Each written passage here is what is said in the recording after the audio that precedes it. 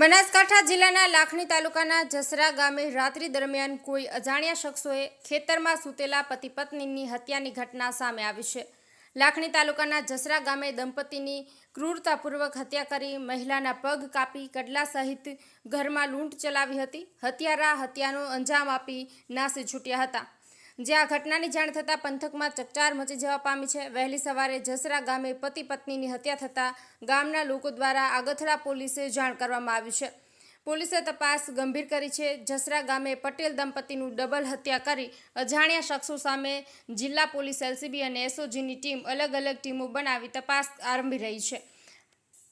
ત્યારે એસએમસી અને પીએસઆઈ એવી પટેલના માતા પિતાની હત્યા કરી હોવાનું સામે આવ્યું છે. ગત રાત્રિએ જસરા ગામે ખેતરના ફાર્મ હાઉસમાં ખાતે દંપતી સૂતા હતા ત્યારે કોઈ અજાણ્યા શખ્સો દ્વારા લૂંટ કરનારના ઈરાદે ઘરના ફળિયામાં સૂતા મૃતક વૃદ્ધાજી પટેલ અને હોશીબેન પટેલની ક્રૂરતાપૂર્વક હત્યા કરવામાં આવી હતી.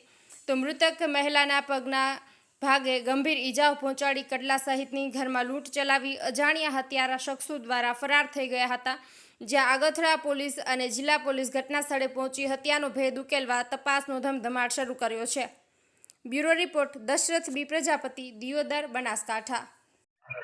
જસરાના સીમાડામાં રહેતા વરદાજી મોતીજી પટેલ અને એમના ધર્મપત્ની આંસીબેન વરદાજી પટેલ, એમના દીકરા જેઓ સ્ટેટ મોનિટરિંગ સેલ પોલીસમાં પોલીસ ઇન્સ્પેક્ટર તરીકે નોકરી કરે છે. અને આ બંનેનું એટલે કે વરદાજીનું અને આંસીબેનનું બંનેનું મર્ડર થયાના સવારે 7 વાગ્યાની અરસામાં મને સૂચના મળતા પીઆઈશ્રીને અને બનાસકાંઠાના એસપી સાહેબને મેં સૂચના આપી અને જે રીતે મર્ડર થયેલું છે એ ઘટના એમના પગ કાપી નાખવા, એમનું મોઢું કાપી નાખવું બંને જણનું, અને ઘરમાંથી તિજોરી વગેરેમાંથી લૂંટ થઈ હોવાની પણ સંભાવનાઓ નકારી શકાય એવી સ્થિતિ નથી.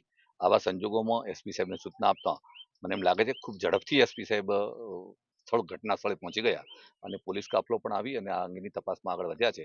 આ અંગેની બાકીની તપાસ જે નીકળે એના ઉપરથી આગળની વિષય થઈ છે. ઘટના કઈ રીતની? ખૂબ ખરાબ પરિસ્થિતિમાં જે ઘટનાને અંજામ આપવામાં આવ્યો છે એ જોતા પ્રાથમિક દ્રષ્ટિએ તો લૂંટનો પોસિબિલિટી વધારે દેખાય છે. જે એમના દરદાગીના લૂંટાયા છે અને તિજોરી વગેરે તોડી છે એ પ્રમાણે જોતા તો એટલે પ્રાથમિક દ્રષ્ટિએ આ છે. તેમ છતાં અલગ અલગ એંગલથી પોલીસની ટીમે ખૂબ સારી રીતે પોલીસના ડોગ સ્ક્વોડ ને એફએસએલની ટીમને બધાને બોલાવીને બનાસકાંઠા એસપી સાહેબે ખૂબ ઝડપથી તંત્રને કામે લગાડ્યું છે અને એ જોતા એમ લાગે છે કે ખૂબ ઝડપથી આનું ડિટેક્શન થઈ જશે. વરદાજીના ગામની અંદર પર્સનલ વિવાદ એવું કે ગામની અંદર કેવું હતું? ના, ખૂબ સોબર વ્યક્તિ હતા. એમનાથી કોઈને દુશ્મની હોય એવું મારા ધ્યાનમાં નથી અને એમના સ્વભાવ પ્રમાણે જોતા એમને આવા પ્રકારની કોઈ દુશ્મનીને કોઈ અંજામ આપે એવું મને દેખાતું નથી હાલના પરિસ્થિતિમાં.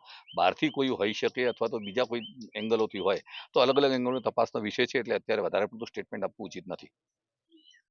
અમારા આગથરા પોલીસ સ્ટેશનના વિસ્તારની અંદર આવેલું જસરા ગામ છે, જેનું એક આજે છે એનો સીમાડો છે.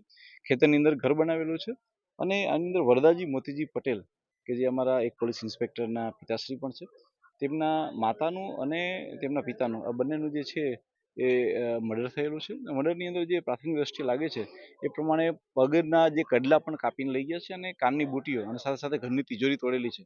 હાલમાં પ્રાથમિક દ્રષ્ટિએ એ ચોક્કસપણે એવું માની શકાય એવું છે કે જે વ્યક્તિ આવેલા હશે તેણે ચોરી અને લૂંટના આશયથી આ ઘટના કરેલી છે, કારણ કે એમના ગળામાં પહેરવાના અને કાનમાં પહેરવાના સાથે સાથે પગમાં પહેરવાના ઘરેણાને બી કાપીને લઈ ગયા છે એવું છે.